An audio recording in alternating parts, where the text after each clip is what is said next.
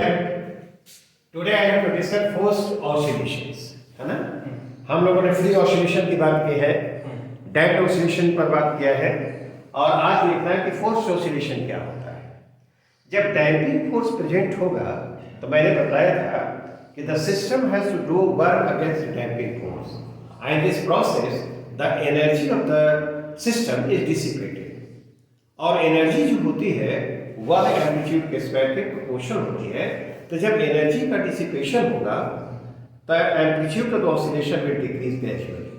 When the total energy of the system is spent up, है ना, the amplitude is reduced to zero, that is the system stops to oscillate।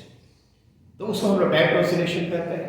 अब हम चाहते हैं कि damping force present हो, in spite of that the system has to continue its oscillations.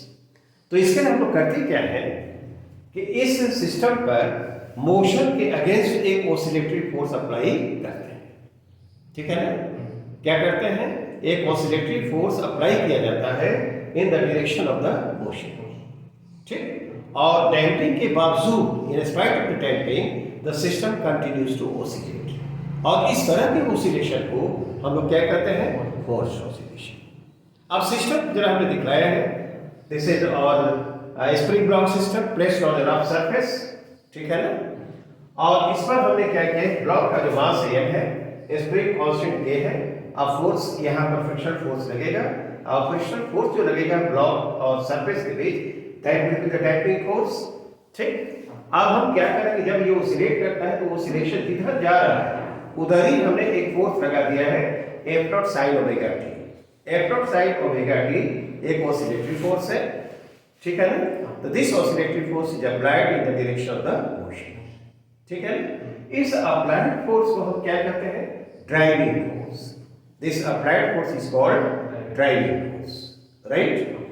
और क्या क्या, this is applied in the direction of the motion of the system. System जिस डायरेक्शन में उधर मूव कर रहा है तो उधर लगेगा, जब इधर मूव कर रहा है तो इधर लगेगा, राइट। और ये फोर्स करता क्या है, द वर्क डन, इसमें जो इस फोर्स के द्वारा जो सिस्टम पर वर्क डन होता है, that compensates the energy dissipated due to the damping force।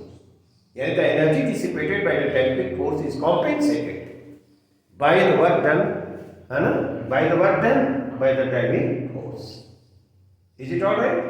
अब देखो तो मान लो कि किसी समय एट एनी टाइम पे x इक्वल टू 0 से ब्लॉक का डिस्प्लेसमेंट x है, ठीक। अब x जब डिस्प्लेसमेंट है तो देखो इस पर कौन कौन फोर्सेस एक्ट कर रहे हैं।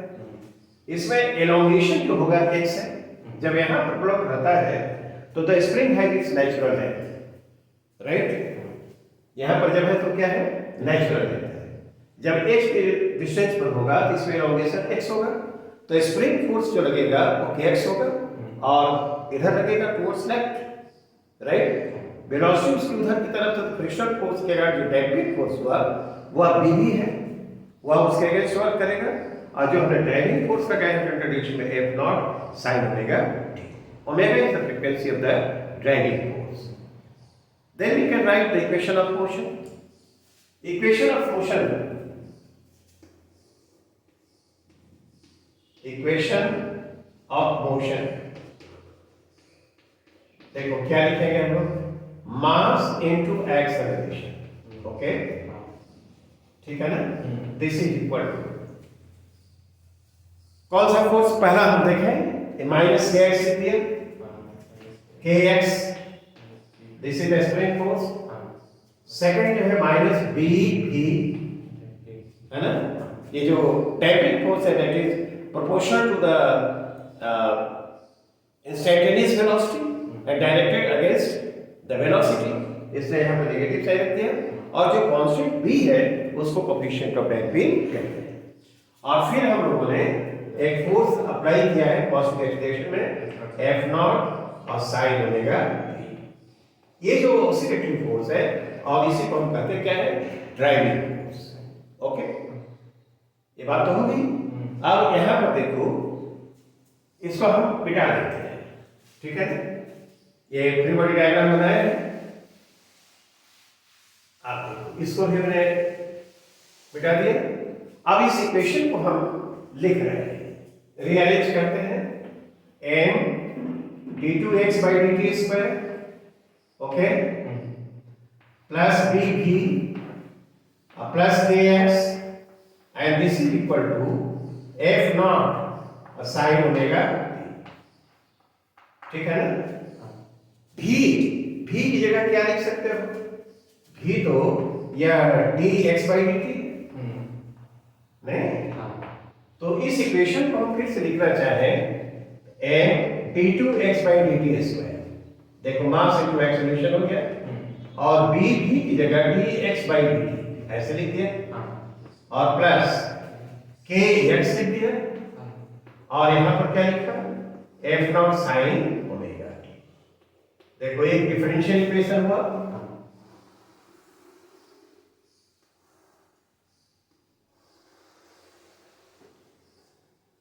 differential equation. This differential equation represents forced oscillation. This differential equation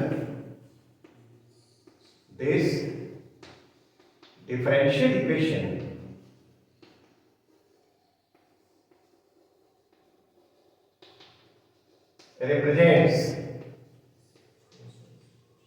क्या? Forced oscillation.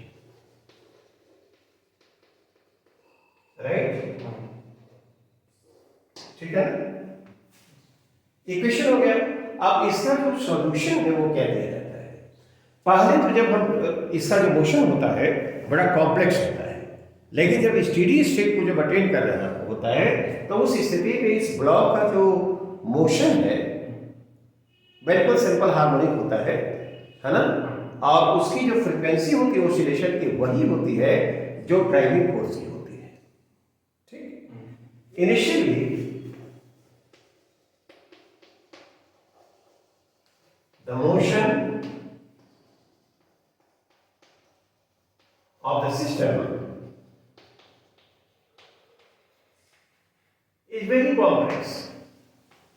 कैसा होता है? बहुत कॉम्प्लेक्स होता है। कॉम्प्लेक्स है मतलब that is not well defined. ठीक है ना? लेकिन after some time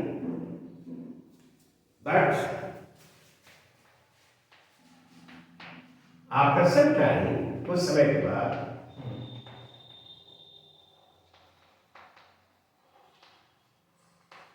the system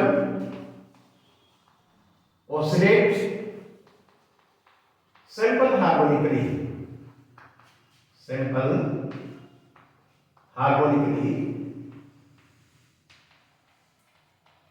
oscillate करता है।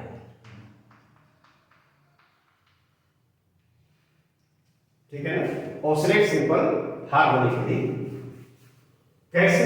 with the angular frequency of the driving force।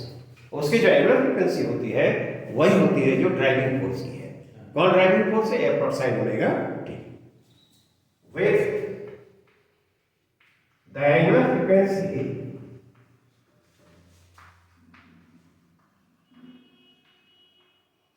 of the driving force।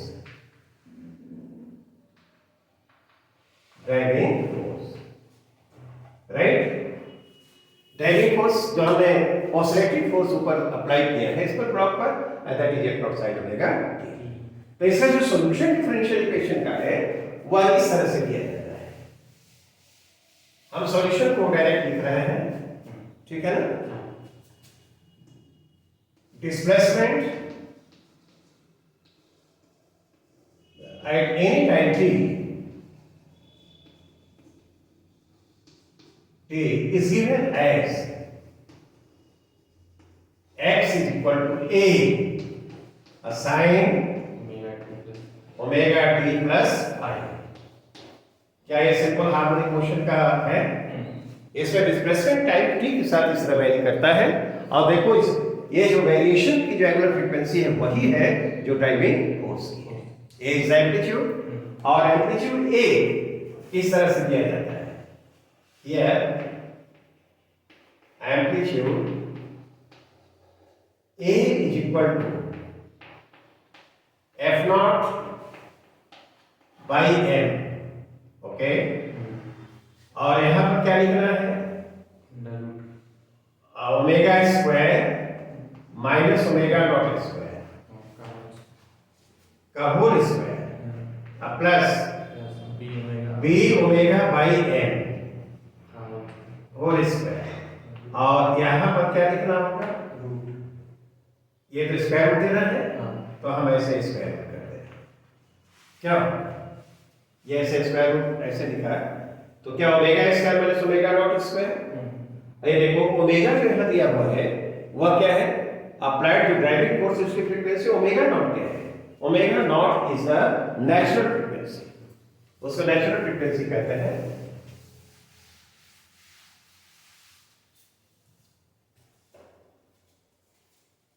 ये F not sine omega T था बेटा दिया है ना, ओमेगा नॉट है ये root over k by N. इसे कहते क्या है? This is called the natural frequency of the system, natural frequency. ये नेचुरल फ्रीक्वेंसी ऑसिलेशन की तब होती है जब डैम्पिंग जीरो है और उस पर ड्राइविंग फोर्स भी नहीं लगाया है। केवल उस पर सिंगल फोर्स लग रहा होगा, कौन सा? स्प्रिंग फोर्स, और ये सिंपल हार्मोनिकली ऑसिलेट करता है उसमें। तो उस समय जो फ्रीक्वेंसी होती है एंगुलर फ्रीक्वेंसी, उसको हम लोग root over k by N लिखते हैं, ओमेगा नॉट है, and this is called the angular frequency. ठीक, तो क्या इस तरह का है? इसका जो एम्पलीट्यूड है वो इतने के बराबर। ठीक, अब देखो, अब इसमें हम लोग एक बात और कहें कि यदि ओमेगा को हम वैरी कराएं, ये जो एम्पलीट्यूड होगा वह क्या होगा? वैरी करेगा। इसके बीच एक ग्राफ प्लॉट किया जाए तो देखो कैसा आता है। और if omega is changed, if the frequency of the driving force is changed, the amplitude of oscillation will change. तो ये जो रिलेशन हमने यहाँ पर लिखा है एम्पलीट्यूड के लिए, तो यह क्या करता है? ओमेगा के साथ वेरी करता है। तो जो वेरी करता है, तो जरा उसको देखते हैं। इसका ग्राफ प्लॉट किया जाए तो इस तरह का है। इसको मिला दिया जाए,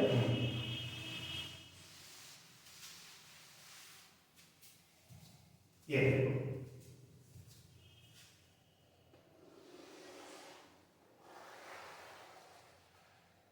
यहां पर हम ए को प्लॉट कर रहे हैं, आइसोल ओमेगा को प्लॉट कर रहे हैं। ठीक है ना? यदि डैम्पिंग स्मॉल है और डैम्पिंग ज्यादा है, तो यहां से देखो इस तरह का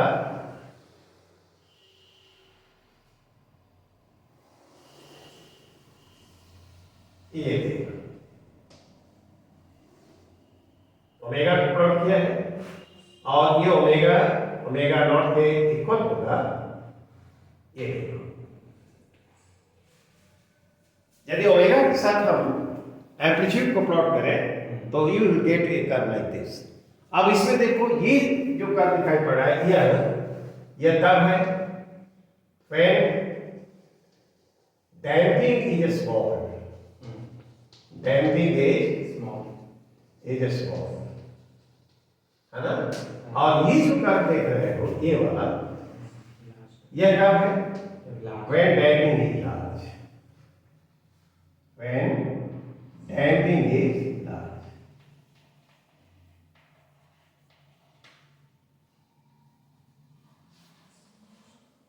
ठीक है?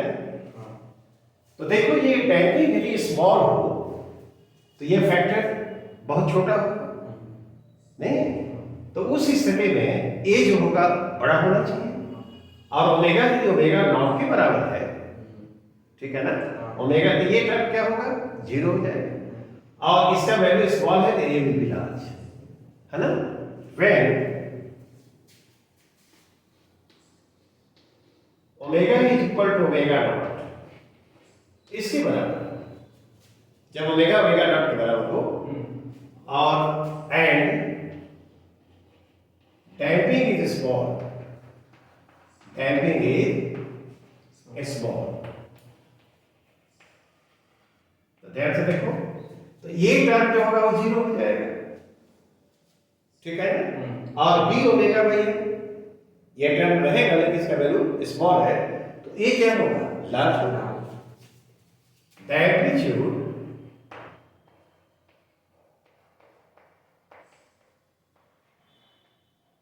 विल बी क्या, लार्ज एंड शार्प। शार्प उसको नहीं लिखेंगे, वो लार्ज होगा। और ये ऑसिलेटर का जो यह स्टेट है उसे रेजोनेंस कहा जाता है। This state of the oscillation is called resonance. कब ऐसा होगा, जब ओमेगा ओमेगा नॉट के बराबर है। देखो ओमेगा ओमेगा नॉट के बराबर कर दिया, तो यहां पर देखो एम्पलीट्यूड क्या है, मैक्सिमम आएगा। ये देखो सबसे बड़ा रहा है। और जब ऐसा होगा तो this state of the oscillator is called resonance. This state of the oscillator, this state of the oscillator is called, क्या उसको कहते हैं, रेजोनेंस।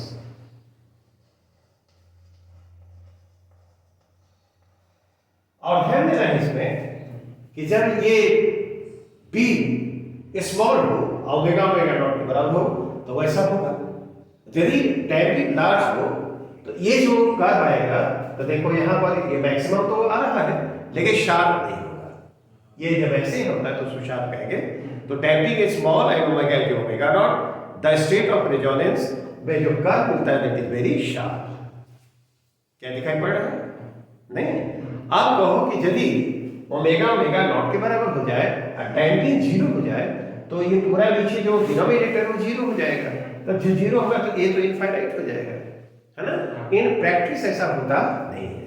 कोई भी सिस्टम होगा, कोई मैकेनिकल सिस्टम, तो उसके लिए डैम्पिंग स्मॉल हो सकता है लेकिन डैम्पिंग जीरो हो ऐसा फिजिकली फिजिबल नहीं है। In practice damping is never zero, कुछ ना कुछ डैम्पिंग रहेगी। तो यहाँ ओमेगा ओमेगा नॉट के इक्वल हो जाए तो कुछ तो डैम्पिंग है कि ये टर्म जीरो नहीं हो सकता, तो वो जो एम्पलीट्यूड होगा वह इनफाइनाइट नहीं हो सकता। ठीक है ना? यदि कोई रियल मैकेनिकल सिस्टम है तो उसके लिए डैम्पिंग स्मॉल हो सकता है लेकिन वह जीरो हो जाए, है ना, ऐसा नहीं है। तो कुछ तो इसका वैल्यू होगा, omega equal to omega naught, है ना? तो जब इसका कुछ वैल्यू होगा तो जो कर्व में प्रॉब्लम आएगी, जो एम्पलीट्यूड मिलेगा that will B maximum but that will not be infinite. Is it clear? और ये जो स्टेट होता है उसको हम लोग क्या कहते हैं, रेजोनेंस कहते हैं। अब ये बात बहुत बढ़िया है कि हम ड्राइविंग फोर्स जो लगा रहे हो, क्यों लगा रहे हो, क्या करता है? तो मैंने बताया कि जब ड्राइविंग फोर्स लगेगा तो एनर्जी का डिसिपेशन होता है। तो जब हम ड्राइविंग फोर्स लगा देते हैं तो तब एक जो एनर्जी डिसिपेटेड होती है due to the damping, that is compensated by the work done by the driving force. ठीक है ना? तो हम इस बात को जरा मेंशन कर देते हैं यहाँ पर। इसमें हम ड्राइविंग फोर्स है energy dissipated due to the damping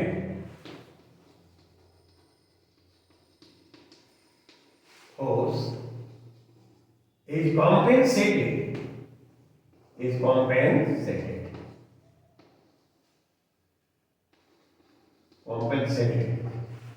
किसके द्वारा, by the work done by the driving force. Damping तो है ही इसमें, उसके बावजूद ये ऑसिलेट करता रहता है। तो इसकी वजह यह है कि उसके कारण जो एनर्जी डिसिपेट होती है, तो जो ड्राइविंग फोर्स है वो वर्क करता है और वह उस वर्क के द्वारा that energy dissipation is compensated. तब डैम्पिंग फोर्स के बावजूद, in spite of the damping force, the system continues to oscillate. And such oscillations are called forced oscillations. I think the concept is clear. ठीक? ये graph हो गया, ये equation solution. I think the discussion is complete.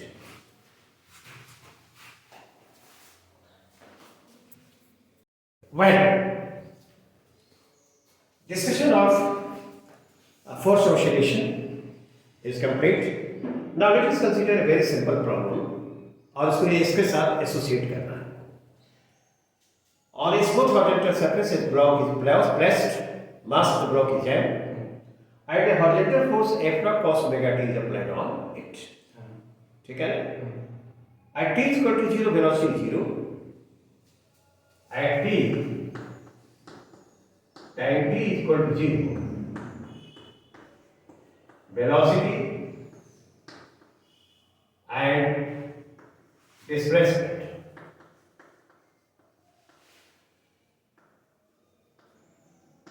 X, velocity v and displacement x, है ना? R क्या? ठीक है ना? हमको निकालना है इसका कि velocity is function of time t, we have to find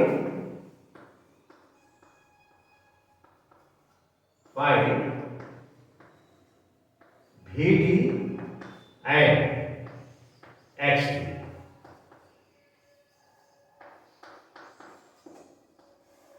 When velocity is a function of time t और position as a function of time t हमको जानना है। और उसमें देखेंगे कि इसका मोशन क्या सिंपल हार्मोनिक होगा, यदि सिंपल हार्मोनिक है तो उसका एम्पलीट्यूड क्या होगा। ओके, और उसके बाद इसको फिर हम डेल्टा फोर्स ऑसिलेशन के लिए कुछ उसमें एडिशन करेंगे। पहले बताओ तो ए एक्सेलरेशन एफ दिया है ना, एफ इज इक्वल टू क्या है, F not cos omega T, क्या ये है? क्या हम लोग इसको लिख सकते हैं एम और डी भी बाई डी, क्या एफ नॉट और कॉस ओमेगा टी, तो डी भी बाई डी लिखा जाए केवल, तो एफ नॉट बाई एम और कॉस ओमेगा टी और डी लिख सकते हैं क्या? ठीक, क्या करें हम अब इसको इंटीग्रेट करें। इंटीग्रेट करो, डी भी आएगी, f naught by m constant इसको बाहर कर दिया जाए, I integration cos omega t और क्या होगा ये डी, क्या ये डी हुआ, एफ नॉट बाई एम है ना, इसका इंटीग्रेशन बोलो क्या हो, sign omega T, sign omega t by क्या ओमेगा, और यहां पर हमने सी लिख दिया, a constant of integration. ठीक है ना? And this constant of integration can be determined by the given condition. ठीक है? At t is equal to 0. क्या v 0 है? इसलिए तो लिखोगे तो 0 is equal to 0 कर दिया ये, t 0 रखोगे ना, तो ये भी टर्म 0 हो जाएगा, तो ये 0 हो गया, और c, तो इसका मतलब c कितना आया? Constant of integration C will be G. तब ये बताओ तो यहाँ पर भी जो आएगा वह क्या आएगा, यहाँ पर लिखेंगे हम लोग F naught by M omega और साइन ओमेगा। देखो ये पहला पार्ट हुआ, ये है velocity of the block as a function of time, भी F naught by M omega sine omega. क्या पहला ये, you have to find velocity of the block as a function of time. Is it alright?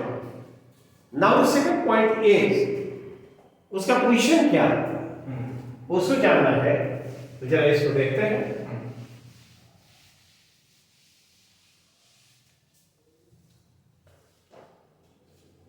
V is equal to dx by dt and this is equal to f naught by m omega, और क्या है sin omega. Is it alright? तब dx कितने बराबर होगा, dx इज equal to f naught by m omega, नहीं हाँ sin ओमेगा t, और ये क्या होगा, अब इसको इंटीग्रेट करते हैं, integrating this integration dx f naught by m omega और इंटीग्रेशन sin omega t और dt। बोलो x y f naught by M omega क्या, और ये कितना होगा minus cos omega t by omega plus c dash. C dash constant of integration है क्या, क्या ये होना चाहिए। अब फिर देखो इस पे क्या कर रहा है कि टाइम t 0 है तो यहाँ पर डिस्प्लेसमेंट और x is equal to 0 at t is equal to 0 x is equal to 0 then 0 is equal to क्या लिखोगे, t 0 पे तो 1 हो जाएगा ना, तो f not by m omega square होगा क्या, क्या f not by m omega square और वो 1 हो जाएगा या माइनस प्लस क्या सी डैश, तो सी डैश जो होना चाहिए वो माइनस नहीं plus F naught by M omega square.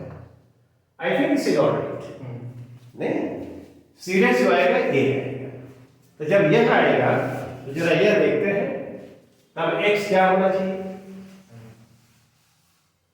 x then x is equal to क्या लिखोगे, इसको वहां पर रख दिया है तो minus F naught M omega square क्या cos omega T plus F naught by M omega square, यही होगा। तो तुम इसको चाहो इस वाले को इधर हम लिख सकते हैं नहीं, तो ये ऐसा हो सकता है, इसको ऐसे लिख दिया जाए f naught by M omega square 1 minus cos omega t, कैसा होगा, ठीक है ना, ये होना चाहिए। तो देखो इस सिंपल हार्मोनिक मोशन को ही रिप्रेजेंट करता है, ये क्या करता है सिंपल हार्मोनिक मोशन को रिप्रेजेंट कर रहा है, और एम्पलीट्यूड जो होगा वह क्या होगा f naught by M omega square. अब कहोगे कि ऐसे इस फॉर्म में दिया है तो कैसे आप जानते हैं कि सिंपल हार्मोनिक मोशन जो होगा, हो सकता है देखो इस तरह से कर सकते हैं, इसको रीराइट किया जाए तो इस तरह लिखेंगे x माइनस ये देखो f naught by M omega square constant है नहीं, and this is equal to minus F naught by M omega square नहीं कॉस ओमेगा टी लिख दिया है। इसको एक्सटेंस कर दो किसी कांस्टेंट किसी वेरिएबल, ये वेरिएबल x और उसमें कांस्टेंट सब्ट्रैक्ट कर दोगे तो जो आएगा वो भी वेरिएबल ही होगा, वो एक्सेस लिख दिया। और यहां पर तुम चाहो तो F naught by M omega square क्या sine omega T minus pi by 2 कैसा लिख सकते हो, बोलो नहीं, ये एक्सप्रेशन इस तरह नहीं लिखा जा सकता है, तो जब इस तरह से लिखोगे तो क्या सिंपल हार्मोनिक मोशन का इक्वेशन नहीं है ये। अब बताओ तो एम्पलीट्यूड ऑफ द मोशन क्या हो, amplitude of the motion this is equal to f naught by M omega square, ठीक है ना। यह जो ब्लॉक है सिंपल हार्मोनिकली ऑसिलेट करेगा और उसका जो एम्पलीट्यूड होगा वह कितने बराबर होगा f dot by M omega square, ठीक, एक बात तो ये होगी। Now let us consider the case, इसको एक स्प्रिंग से हम अटैच कर देते हैं, स्प्रिंग से जब अटैच कर दोगे और ठीक ये ड्राइविंग फोर्स से वो लग रहा है तो वैसी स्थिति में वह कैसा होगा, इसमें डैम्पिंग तो है नहीं, उस स्थिति में यदि होगा तो ओसिलेशन के लिए एम्पलीट्यूड क्या होगा, ये यदि हम जानना चाहते हैं तो बहुत सिंपल बात हो जाएगी ये, बिना दे इसको चलो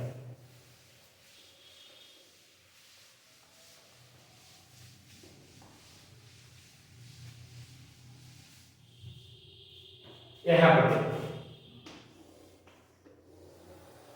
now let us consider this situation, ये ब्लॉक यही है, फोर्स क्या लगाया था इस पर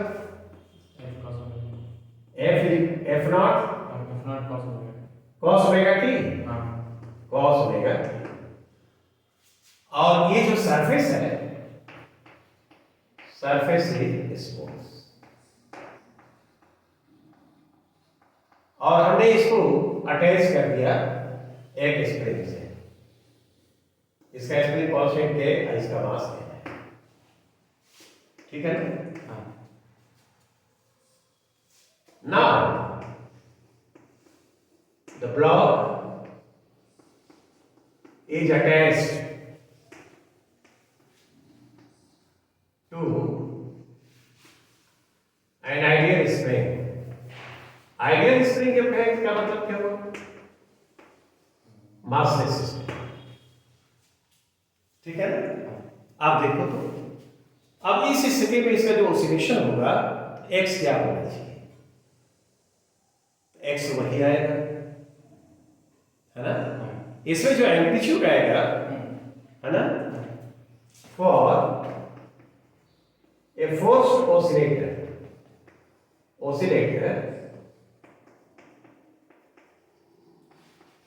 the amplitude has been obtained as क्या था? A is equal to बोलो F naught by M divided by omega square minus omega naught square. Do you remember क्या लिखा था? Omega naught square minus omega square, omega square minus omega naught square, ठीक है। ऐसा whole square plus B omega by n का whole square. I square क्या था ये? 1/2 ऐसे ऐसे था क्या? क्या ये होगा? नहीं। तो हमको देखना है कि उस स्थिति में जो एम्पलीट्यूड पाया था वह क्या आया था? F naught by M omega square, ठीक है ना। अब ये देखो, ये surface is smooth, it means there is no tension here, there is no damping, there is no damping, that is B is equal to 0। damping है तो B क्या होगा? 0 होना चाहिए, B 0। तो इस टाइम में B जो था एम्पलीट्यूड क्या हो जाएगा? Amplitude A will be equal to बोलो F नॉट बाई एम यहां पर आ जाए, नहीं। और ये टर्म 0 हो गया, स्क्वायर है तो ये omega square minus omega naught square, कैसा है? नहीं। तो जब ये ऐसा कर देंगे तो वो अभी ऑसिलेट करेगा सिंपल हार्मोनिकली, लेकिन उसका जो एम्पलीट्यूड होगा दैट विल बी डिफरेंट। वो उस केस में निकाला था f naught by M omega square, और इसमें क्या आएगा? F naught by M omega square minus omega naught square. Omega naught क्या है? Natural frequency, omega naught equal to root over k by m. ये जो हम लोगों ने डायरेक्ट लिखा है एम्पलीट्यूड, है ना, उसमें सोल्यूशन है। यहाँ पर केवल क्या किया है कि जब ये स्मूथ सरफेस है तो there is no damping, b will be equal to 0। I think this is all right है ना। एक बात और हम कर सकते थे, यहाँ पर यदि ये ब्लॉक जो यहाँ पर F not cos omega T लगाया था उसकी जगह पर F not sine omega T लगा देंगे, तब हम लोग देखेंगे उसका मोशन जो का सिंपल हार्मोनिक नहीं आता है ना, ठीक है ना। तो उसके लिए हम बाद में कभी बात करेंगे। आई think this explanation is clear. Okay, that's what for today. Thank you.